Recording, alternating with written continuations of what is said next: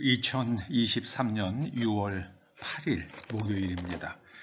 오늘 예수님의 친언 310번째 꼭지는 마태복음 17장 19절에서 20절까지의 말씀입니다. 먼저 말씀을 함께 읽어보십니다. 이때에 제자들이 조용히 예수께 나와 이르되 우리는 어찌하여 쫓아내지 못하였나이까? 이르시되 너희 믿음이 작은 까닭이니라. 진실로 너희에게 이르노니 만일 너희에게 믿음이 겨자씨 한 알만큼만 있어도 이 산을 명하여 여기서 저기로 옮겨지라 하면 옮겨질 것이요 또 너희가 못할 것이 없으리라. 초자연적 믿음의 비밀, 초자연적 믿음의 비밀, 이런 제목으로 말씀을 상고해 보십니다. 오늘 주님께서 말씀하십니다. 너희 믿음이 작은 까닭이니라. 하나님의 두나미스에 대해서 이해가 없고 또 그것을 어떻게 향유할 수 있는지도 너희가 알지 못한다. 그런 말씀입니다. 주님께서는 지상 사역을 통해서 하나님의 권능이 우리의 삶 속에 어떻게 나타날 수 있는지 몸소 보여주셨습니다. 죽은 지 나흘이 되어서 무덤 밖으로 시신 썩는 냄새가 나는 나사로를 향해서 나사로야 나오라 하시자 죽어서 썩어가고 있던 나사로가 되살아나서 무덤 밖으로 걸어 나왔습니다. 이스라엘 사람들의 무덤은 한국의 무덤과 같지 않습니다. 한국은 무덤을 땅속에 관을 집어넣고 그 위에 흙을 덮으니까 이건 뭐 바깥으로 나올 방법이 없죠. 근데 예수님께서 돌을 치워라 그러시잖아요. 그러니까 이스라엘 사람들은 굴을 파고 거기에 시신을 안치하고 주로 석상을 갖다 놓죠. 그리고 그 위에 시신을 안치하고 그리고 둥그런 돌문을 만들어서 그 입구를 막습니다.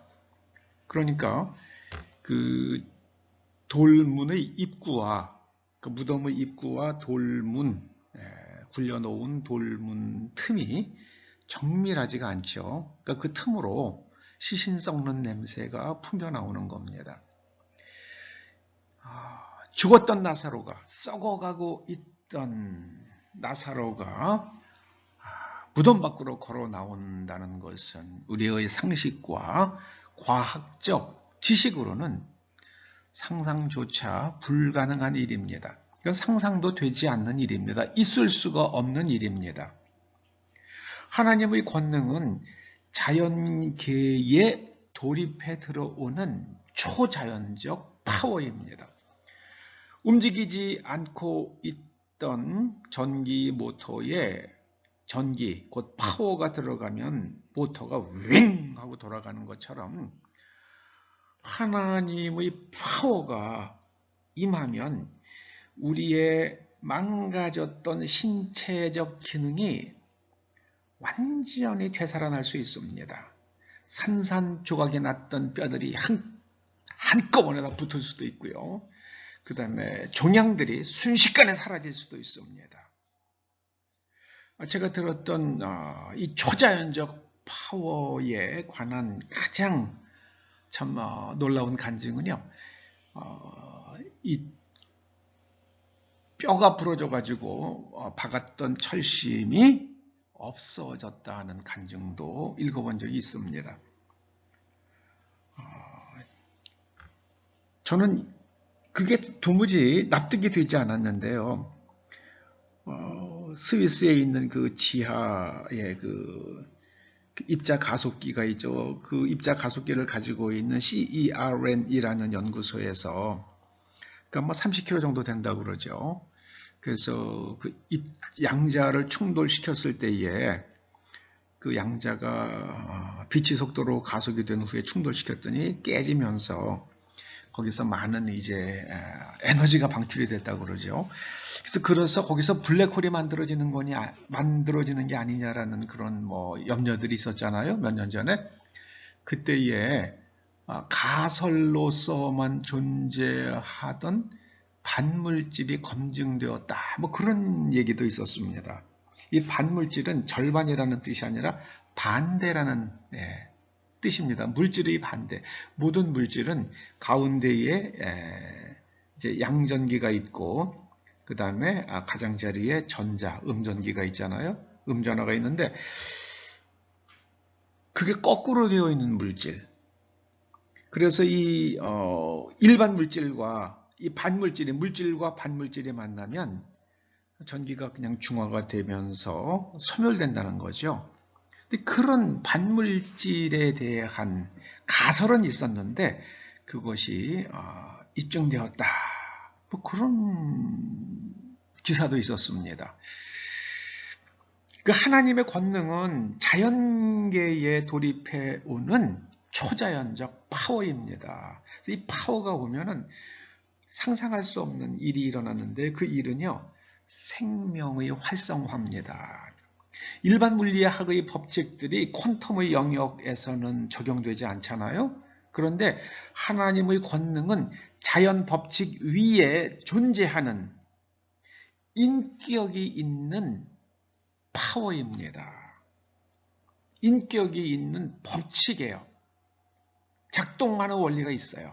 그런데 인격이 있습니다. 인격이 있다는 것은 우리가 개인적으로, 우리가 의도적으로 우리가 제어할 수 없다는 거죠. 그 인격의 주체인 하나님께서 원하시는 대로 하지 우리가 원하는 대로 되는 것은 아니라는 뜻입니다. 자연 법칙은 누구에게나 작동합니다. 예를 들어서 집주인이 스위치를 올려도 불이 들어오고요. 그 다음에 도둑이 들어와서 스위치를 올려도 불이 들어옵니다. 그런데 하나님의 두나미스는 하나님의 뜻을 따라서만 작동합니다. 하나님의 권능과 두나미스는 인격이 있습니다. 하나님의 뜻으로만 작동됩니다. 예수님께서 하나님의 두나미스를 우리가 아주 작은 부분이나마 어떻게 우리가 그 두나미스를 경험할 수 있는지 가르쳐 주셨잖아요. 그게 뭡니까? 예수님의 이름으로는 명령하는 것입니다.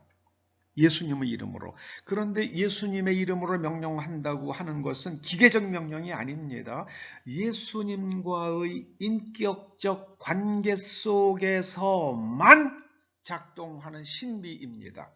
이 신비의 영역을 이해하고 그것을 확신하고 그것을 한번 그렇게 해봄으로써 경험한 사람은 주님과의 인격적 관계 속에서 주님의 이름으로 명령하여 국지적으로, 우주적으로 일어나지 않아요. 국지적으로 하나님의 권능을 드러낼 수 있습니다. 이것이 바로 믿음의 비밀입니다. 예수님께서 말씀하신 너희의 믿음이 작은 까닭이니라 하신 이 말씀은 너희가 그것을 알지 못하고 그 두나미스를 드러내지 못한다 하시는 말씀이에요. 그래서 이 겨자씨 하나만한 믿음이 있으면요 산을 옮길 수 있다고 말씀하십니다. 주님이 재림하시면은 이런 일들을 행하실 거예요. 저는 그렇게 믿습니다. 이런 일들을 행하실 겁니다. 최근에 어떤 발명가가 아주 재밌는 발명을 했더라고요. 한 2톤 정도 나가는 자동차를 그 드론이 딱 들어올리는 거예요. 그래가지고 하늘로 뭐 몇십 메타 높이로 드론이 올라가서 그거를 쫙 이동시켰다가 땅에다가 살짝 내려놓더라고요.